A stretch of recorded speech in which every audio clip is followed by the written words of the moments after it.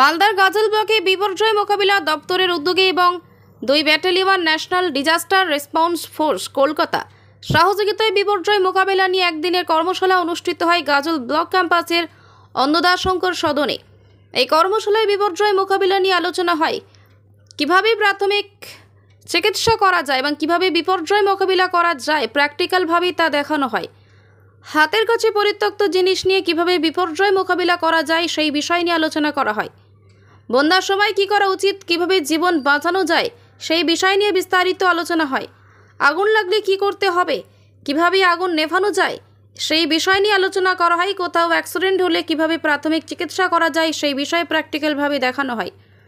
বিপর্যয় মোকাবিলা থেকে রক্ষা পাওয়া যায় সেই বিষয় নিয়ে বিস্তারিত আলোচনা করা হয়। এই কর্মশালায় উপস্থিত ছিলেন গাজল ব্লকের বিভিন্ন বিদ্যালয়ের ছাত্রছাত্রীরা, আইসিডিএস আশাকর্মী, পথ বন্ধ, গাজল মহাবিদ্যালয়, এনএসএস ও এনসিসি ইউনিট সদস্যবৃন্দ। এছাড়াও উপস্থিত ছিলেন গাজল ব্লকের বিডিও সুদীপ্ত বিশ্বাস, কলকাতা থেকে বিপর্যয় মোকাবিলা দপ্তরের আধিকারিক সৌরভ দত্ত। এবার ওইখানে পরিষ্কার কাপড় দিয়ে, যদি কাপড় না থাকে রুমাল কিংবা অন্য কিছু পরিষ্কার জিনিস দিয়ে আমরা ভিতরের থেকে বাইরের দিকে সাফ করবো, নাকি ভিতরের থেকে বাইরের দিকে, মানে বাইরের থেকে ভিতরের দিকে। বাইরের থেকে যদি ভিতরের দিকে করি তাহলে বাইরের যে ময়লাগুলো আছে ভিতরে চলে আসবে। আমরা ভিতরের থেকে বাইরের দিকে যে ময়লাগুলো আছে সেগুলো বাইরে চলে যাবে কাটার জায়গার থেকে। এবার আমরা কিভাবে ব্যান্ডেজ করবো সেটা দেখুন মাথায়। যেটা মানে সাফ করবেন ওই কাপড়টা লাগাবেন না, অন্য একটা কাপড় লাগাবেন। এবার দেখুন কি করে ব্যান্ডেজটা করবে। जो प्रोग्राम हो रहा है किस किस के बारे में आप जो यहाँ पर जो लोकल पब्लिक है उनको आप लोग बोलते हैं, क्या क्या बोलते हैं? आज ये जो प्रोग्राम हो रहा है वो कैपेसिटी बिल्डिंग एक हमारा पार्ट होता है, जिससे हम अपने जो कम्युनिटी के लोग हैं उनको लाइफ सेविंग टेक्निक सिखाते हैं, जिससे होने वाले नुकसान को कम किया जा सके। इसी के बारे में एक हमारा छोटा सा प्रोग्राम था। यहाँ पर क्या क्या डेमोन्स्ट्रेशन आप कर रहे हैं? यहाँ पे हम कई सब्जेक्ट को कवर कर रहे हैं, जिसमें कि फ्लड है, साइक्लोन है, लाइटनिंग एंड थंडरिंग है, इसके अलावा रोड सेफ्टी है, फायर सेफ्टी है, अर्थक्वेक सेफ्टी है। इस तरह की जो इस दौरान अगर ये सब तरह के डिजास्टर का सामना अगर हमारे समाज को करना पड़े तो इससे हम कौन कौन सी ऐसी टेक्निक है जिससे हम अपना करके अपने और अपने समाज की तथा जो जान होने वाले नुकसान को कम किया जा सके। अच्छा, आप यही वार्ता देना चाहते हैं कि सब जगह तो एनडीआरएफ टीम नहीं पहुंच सकता है, गांव वाले या स्थानीय लोग अपनी तरह से कैसे विभिन्न सामान का इस्तेमाल करके बचा सकते हैं, ये भी सिखा रहे हैं आप? हाँ, एक्चुअली ये जो फेमेक्स प्रोग्राम होता है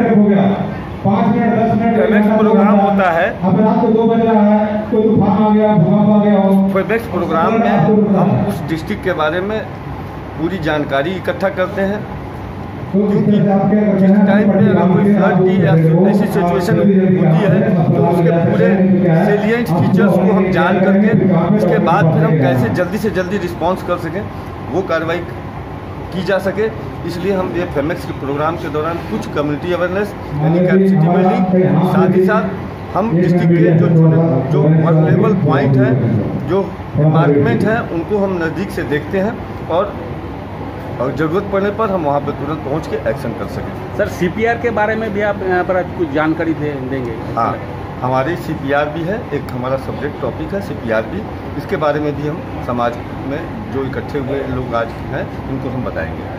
सर, कृपया आपका नाम और डेजिग्नेशन है। मैं sub inspector Abhimanyu Singh, team 2A, 2nd battalion NDRF Kolkata. अच्छा, ঠিক আছে। এনডিআরএফের তরফ থেকে একটি ফ্যামিক্স প্রোগ্রাম অর্থাৎ ফ্যামিলিয়ারাইজেশন এক্সারসাইজ সকলকে নিয়ে, ব্লকের সকল স্তরের মানুষকে নিয়ে যে বিভিন্ন বিপর্যয়ের সময় তারা কি করবে কি না করবে সেই বিষয়ে একটি প্রশিক্ষণ শিবির। প্রশিক্ষণ শিবিরে উপস্থিত কারা কারা আছে?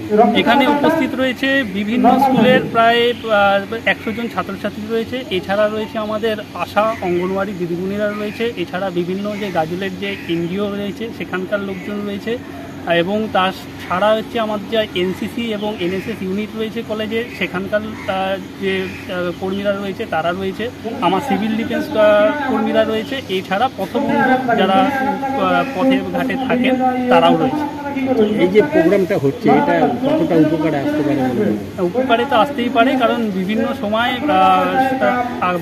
আগেও দেখেছি আমরা যে বিভিন্ন সময় যে বন্যা রয়েছে বা সাম্প্রতিককালে ঘটে যাওয়া যে ট্রেন দুর্ঘটনা থেকে আমরা শিক্ষা নিয়েছি যে একটা বিপর্যয় ঘটে গেলে যে কী করবো, সেটা তখন মানুষের তো জ্ঞান হারিয়ে ফেলে এবং তখন কখন এনডিআরএফ আসবে, কখন পুলিশ আসবে, কখন বিভিন্ন সকলে আসবে, তার জন্য অপেক্ষা করতে হয়। তো সেখান থেকে যদি আমরা আশেপাশের মানুষজন যদি এই বিষয়ে সচেতন হই এবং সেই প্রশিক্ষণ যদি আমাদের দেওয়া থাকে, তাহলে সেটা অনেকটাই আগে আমরা মানুষের সেবায় লাগতে পারি।